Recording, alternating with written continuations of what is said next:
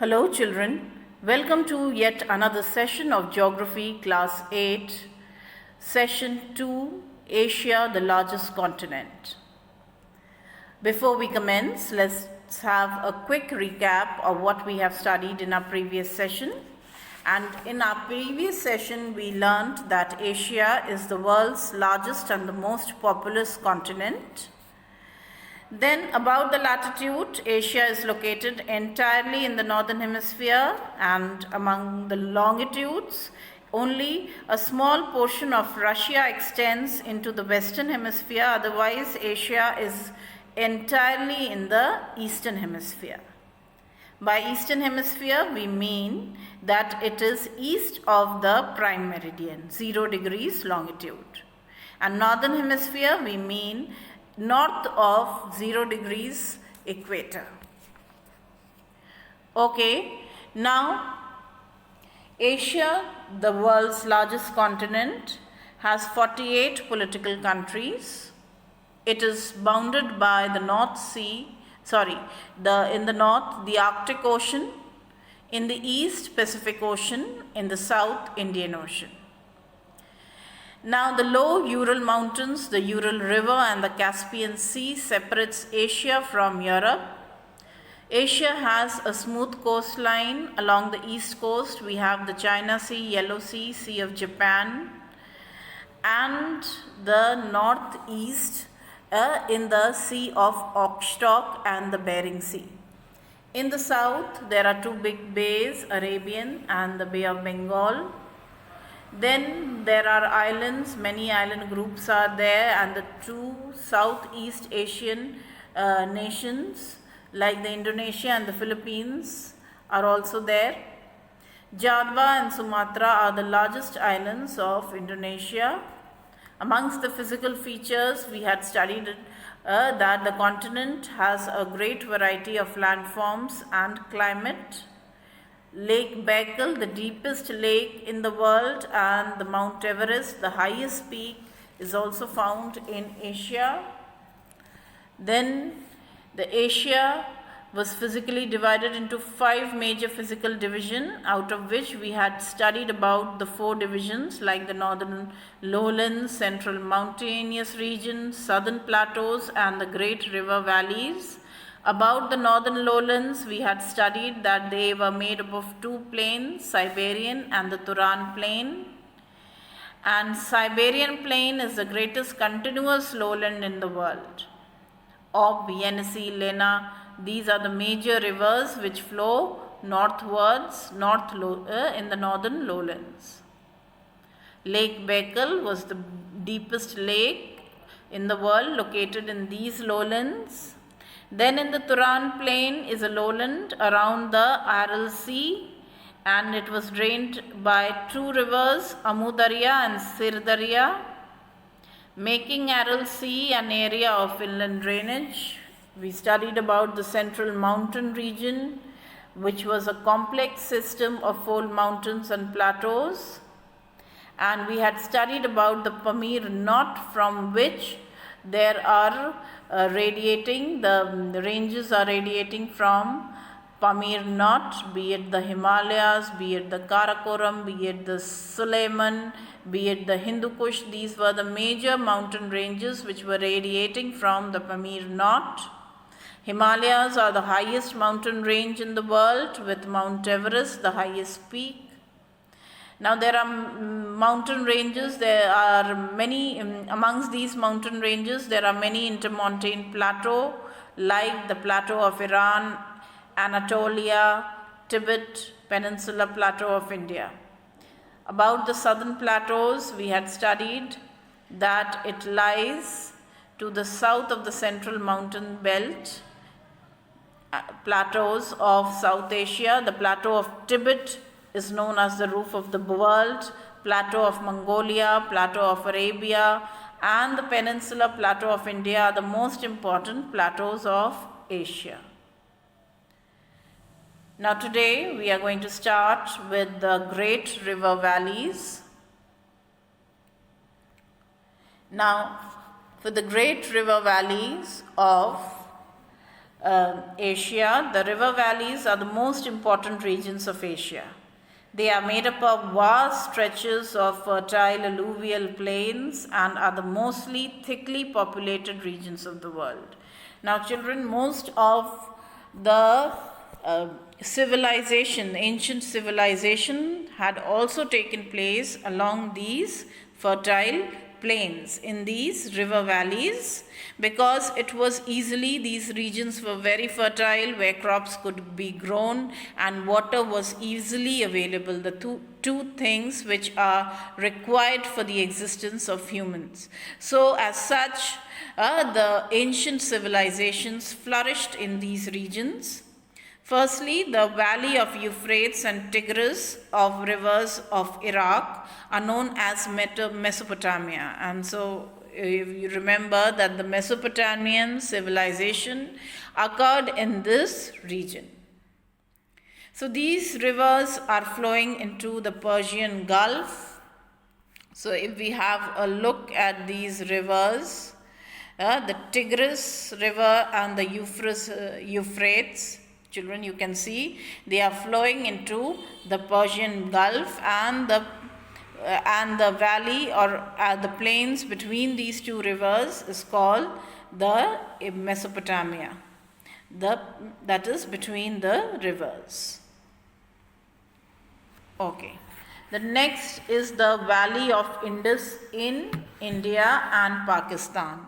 So you can see on your page number 63, and you find that the valley of Indus in India and Pakistan is formed by river Indus and its 5 tributaries: Ravi, Jhelum, Beas, Satluj and Chenab. This is where Indus is flowing into the Arabian Sea. And the 5 tributaries: Ravi, Jhelum, Beas, Satluj and Chenab. The valley covers a larger part of Pakistan and Punjab in India, and here also we had the ancient civilization of Mohenjo-daro and Harappa, or in other words, the Indus Valley civilization. Next is the valley of Ganga and Brahmaputra river in India, which forms an extensive plain stretching almost from the Indus Valley in the west to the Brahmaputra in the east. I hope you can see right from the Indus Valley from the west to Brahmaputra river in the east. This is a large stretch of fertile plain. Now the Great Plain of China. We come to the Great Plain of China, and it is formed by 3 largest rivers: the Huanghe, please follow your book, the Yangtze-Kiang and the Sikiang rivers. So between these rivers, there's the fertile plain which is there. It is called the Great Plain of China. Now the island groups, and amongst the island groups you can see there are 3 major island groups: the Indonesia, Philippines and Japan. So, and most of the islands are submerged parts of fold mountains. So you can see the islands also: Japan, Philippines and Indonesia. Okay. Next, the climate.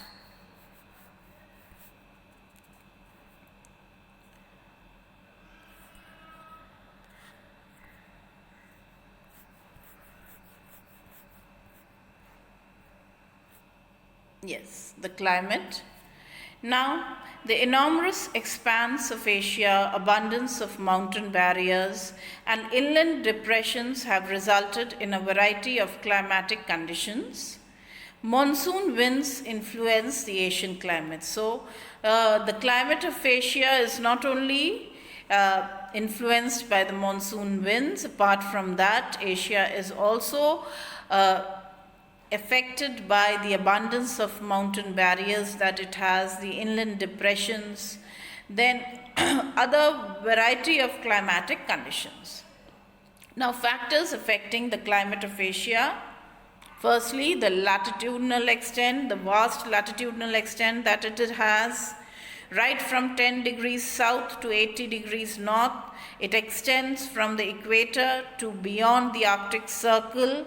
So you can imagine that right from the equatorial type of climate, it is experiencing the Arctic type of climate also. That is, very cold type of climate can be experienced.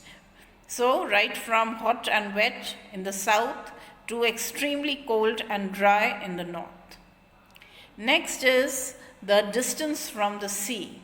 The parts of Asia which are away from the sea experience continental type of climate. Now, what is this continental type of climate? Continental type of climate, like we are here in Lucknow, that is Uttar Pradesh. Now, we do not experience the effects of the sea, because we are far away. So our seasons, like the winters are extremely cold and the summers are extremely hot. So we experience a continental type of climate. Whereas people living near to the sea, they experience a very, I would say, moderate type of climate. And why do they experience a moderate type of climate? That is because of, let us come to this slide here, that they experience the land and sea breeze. Because of the effect of land and sea breeze, their weather is very moderate. Is that clear? Now you can see in this picture that during the day, the land becomes very hot, the warm air rises, the cool air from the sea rushes in to take its place, and that is called the sea breeze, which occurs during the day. At night, the reverse happens. The land becomes very cool very fast, whereas the sea waters are still quite warm. Now, the warm air rises from above the sea, and the cool air from the land rushes in to take its place. And this moderates the temperature of the regions near to the sea, and they have a very moderate type of climate. So places near to the sea, they experience, all over Asia, they experience a very moderate climate. Apart from that, elevation. Page number 66, elevation. The elevation is also an important modifier of climate. The mountainous areas, even though close to the equator, experience just like in the polar and the subpolar regions. So it depends on the elevation, because we know that as we go higher and higher, there is a drop of 1 degree Celsius. That is, at every 166 meters we are ascending up the hill, we experience a fall of 1 degree Celsius, and that is how, as you reach the hill station, what happens? You find there is a drop in the temperature.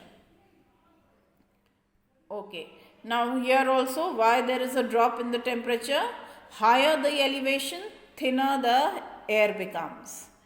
And when the air becomes less thinner, therefore less air to hold heat, and it makes it colder. So the heat, they cannot hold the heat, and it becomes cooler and cooler. So what is the rule? The higher the elevation, colder the temperature. Okay, next is the monsoon winds. The monsoon winds have their impact on almost the whole of Asia. This is responsible for the rainfall in most parts of Asia. The variations in climate gives rise to the large variation in natural vegetation. So The variation in their climate, it also gives rise to the large variation in the natural vegetation also differs. The climatic conditions vary according to the season also. You can understand some of the differences if you study carefully the climatic maps of Asia showing seasonal variations in temperature and pressure distribution. Okay, so below they have given the picture of Asia, both temperature and pressure can be seen. Now during June, July, what happens is the temperature of the mainland of India, it rises. The temperature rises, so the pressure becomes low. So temperature and pressure are inversely related. So higher the temperature, lower will be the pressure. And a low pressure area is here, whereas in comparison to the sea waters, the ocean waters are cool. So a high pressure area is over the ocean. Children, please remember that winds always move from high pressure area to low pressure area. So since a low pressure area is created over the landmass, over Asia or over India, winds, they get attracted from the high pressure area, that is the Indian Ocean. They are rushing towards the mainland, giving heavy rainfall in these areas, and as such they are called the southwest monsoon winds, which occur during the summer months. So this is the time we are experiencing the monsoons, we are experiencing rain because of these. Okay children, the things that we need to remember about the summer monsoons is that firstly, in summer the landmass of Asia gets intensely heated and a low pressure area is created. Winds in summer blow from sea to land. And why are they blowing from sea to land? Because there's a high pressure over the sea and there is a low pressure in the land. So the winds are moving from sea to land, and winds always move from high pressure area to low pressure area. The direction of the winds over much of the south and the southeast Asia reverses seasonally. So it will reverse during the winter months, these winds. These types of winds are called monsoon winds.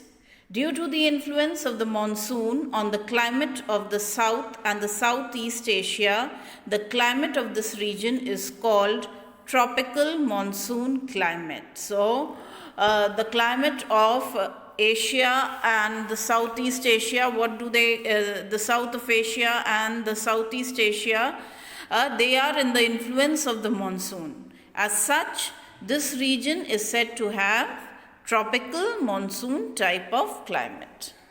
Next, the distribution of rainfall in Asia is uneven.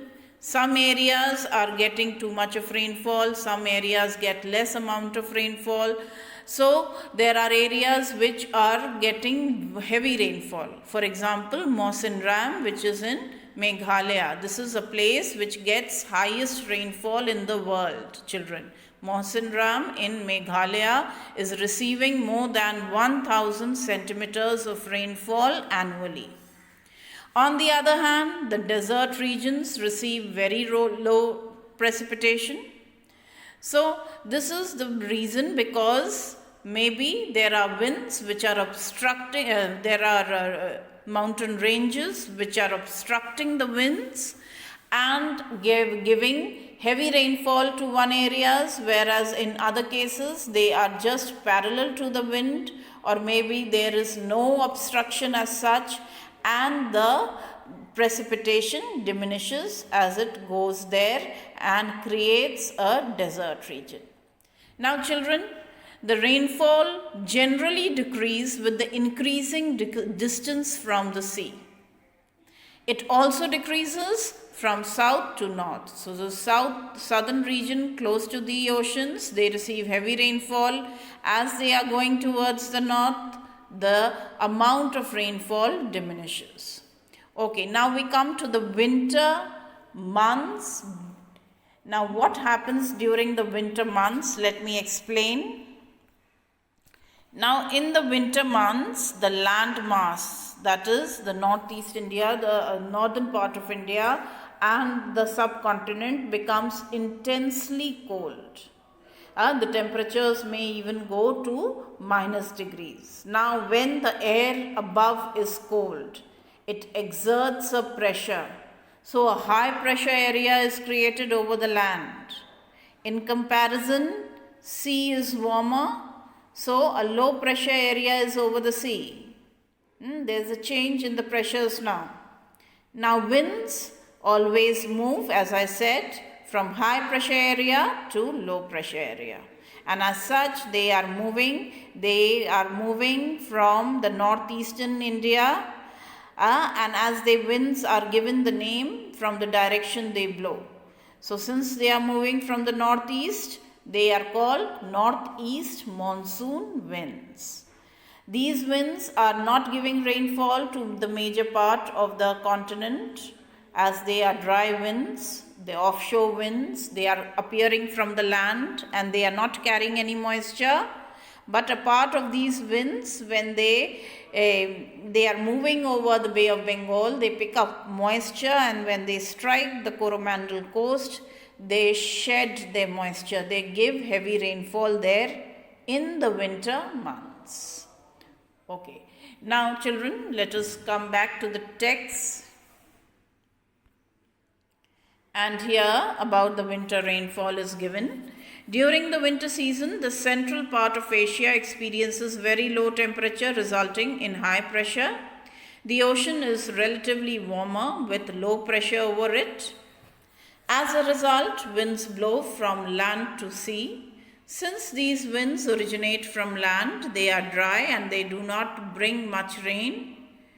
During this season, parts of the Southwest Asia, that is the Coromandel region, Coromandel coast region, receive some rainfall brought by the westerly depressions originating. Okay, now this is not the Coromandel region that I am talking, the south, some parts of the Southwest Asia.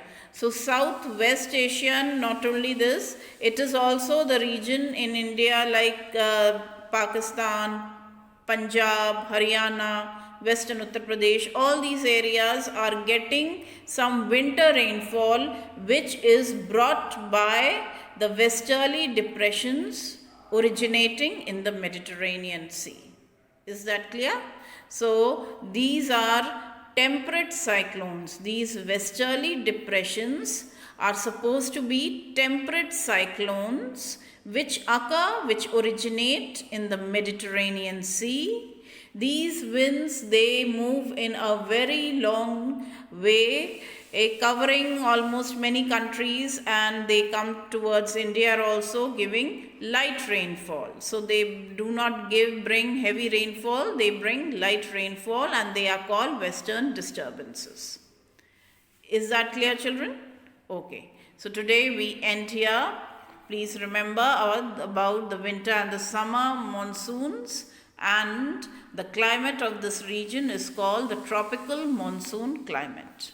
With this, we end today. So you take care and stay safe. Thank you.